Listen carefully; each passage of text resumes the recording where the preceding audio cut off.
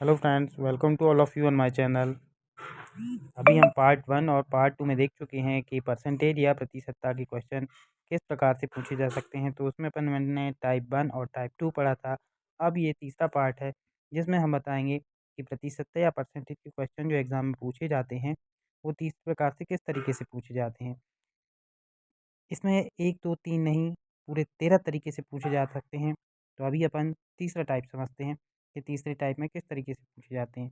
इसमें क्या रहता है कि किसी वस्तु के मूल्य में वृद्धि कर दी जाती है तो उसकी बिक्री में कमी निकालने को आ जाता है, या मूल्य में कमी कर दी जाती है तो बिक्री में कितनी वृद्धि होती है वो निकालने को आता है। देखते हैं इसको किस तरीके से क्वेश्चन आते हैं। इसमें दिया रहता है कि यदि किसी पंखे के मूल्य में m प्रतिशत की वृद्धि हो जाती है तो उसकी बिक्री में n प्रतिशत से कमी आ जाती है, या m प्रतिशत की मूल्य में कमी आ जाती है तो उसकी बिक्री में n प्रतिशत से वृद्धि हो जाती है। आगे आपको दिखेगा। ठीक है, यदि इस तरीके से पूछा जाता है तो इसमें दुकानदार की आय में प्रतिशत वृद्धि या कमी कितनी होती है, उसके लिए फॉर्मूला आपको याद रखना है m minus n minus m into n upon 100। ये फॉर्मूला आप नोट कर लीजिए और जिसको आपको हमेशा याद रखना है। m यहाँ क्या है, मूल्य में प्रतिशत वृद्धि, और n है आपकी बिक्री में प्रतिशत कमी। ठीक है, तो इसके लिए सीधा सा फॉर्मूला आपके सामने दिख रहा है, वो है m minus n minus m into n upon 100। ठीक है, यदि इसमें दूसरी कंडीशन बनती है, जैसे यदि मूल्य में m प्रतिशत की कमी हो जाती है तथा बिक्री में n प्रतिशत की वृद्धि हो जाती है तो आय में क्या असर पड़ता है, उसके लिए फॉर्मूला बदल जाता है minus m plus n minus m into n upon 100। ठीक है, यहाँ आपको ये याद रखना है कि जो धनात्मक मान है, पॉजिटिव वैल्यू है, वो प्रतिशत वृद्धि को दर्शाती है, और ऋणात्मक वैल्यू जो है वो प्रतिशत कमी को सूचित करता है।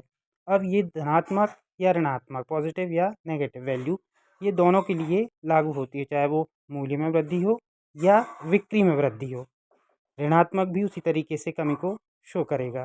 ठीक है, क्वेश्चन देखते हैं। अब इसके लिए देखिए आप, क्वेश्चन दिया गया है कि प्रेशर कुकर की कीमत में 20% की वृद्धि कर दी जाए तो उसकी बिक्री 50% घट जाती है।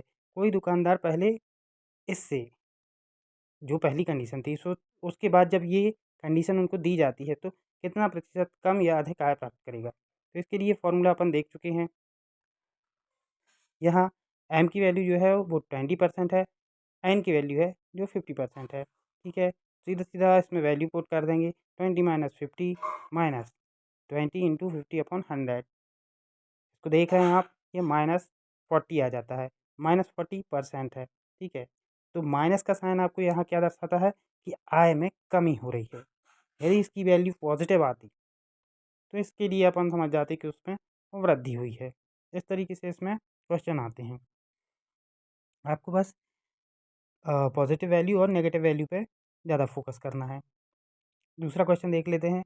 इसमें दिया है कि पंखे के मूल्य में 25% की कमी होने से उसकी बिक्री 40% से बढ़ जाती है तो दुकानदार की आय पर क्या प्रभाव पड़ेगा। ठीक है, तो देखिए इसमें क्वेश्चन में उन्होंने कमी दी हुई है 25% मूल्य में। मूल्य के लिए अपन एम का यूज़ करते थे। ठीक है, और कमी लिखा हुआ है तो इसको माइनस में लिखेंगे, -25। वृद्धि दी गई है 40% बिक्री पर, जो एन के लिए अपन ने लिखा था। तो एन क्या रहेगा आपका 40, और बढ़ना लिखा है तो इसके लिए पॉजिटिव वैल्यू रखेंगे, माइनस बीच में रहेगा, फिर एम इंटू एन अपॉन 100, तो 25 इंटू 40 अपॉन 100, तो ये आ जाता है कितना, 5%। चूँकि ये पॉजिटिव वैल्यू है इसलिए दुकानदार की जो आय पर प्रभाव पड़ने वाला है वो उसकी आय को बढ़ाने वाला रहेगा। तो इसके लिए अपन कह सकते हैं कि आय में वृद्धि होगी।